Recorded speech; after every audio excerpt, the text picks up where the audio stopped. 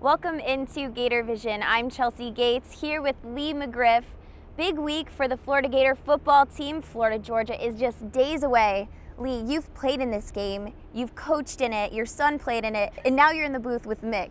What does this game mean to you personally? Well, the Florida-Georgia game has such a deep history, almost 100 years, and there are just so many great games in the past. And the tradition of these two great schools playing each other at a neutral site is really unique, and it's fantastic to watch it on TV. But being there's an aura there that's unlike any game I've ever been around. And this has been going on for nearly 100 years now. The two have been meeting, and it always has huge implications, a lot of the times deciding who goes to Atlanta. It does, and that's a possibility this year. But I can tell you, historically, even before there was an SEC championship, yes, a potential conference title could be in the balance. But this year, for example, right now, it's two 4-3 teams that have been beat up physically, but winning this game, it has every deep meaning that a championship would have. The loser of this game, it's going to really put a scar on their season. A win can catapult that team into maybe running the table for the balance of the year. It affects recruiting. There are just so many implications, not the least of which is just the pride of winning that game. So in every year, it's a big game, and it kind of stands alone.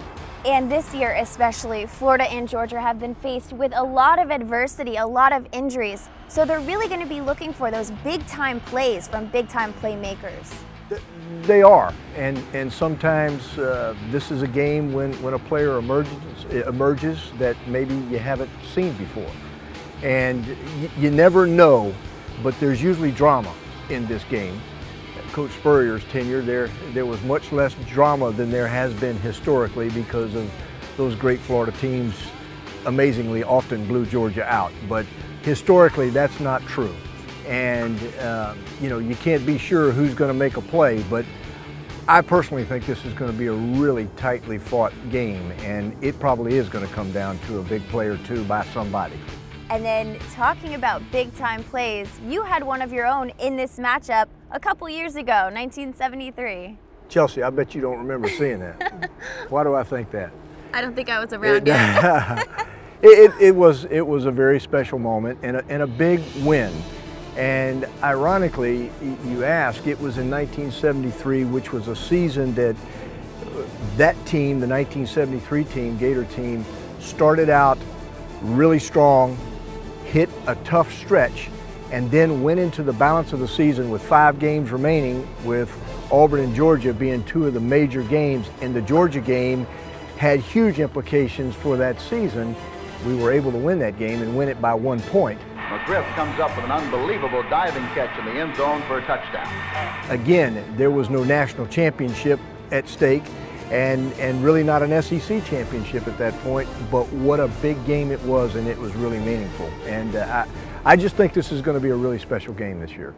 As a former player, what is it like to earn those bragging rights?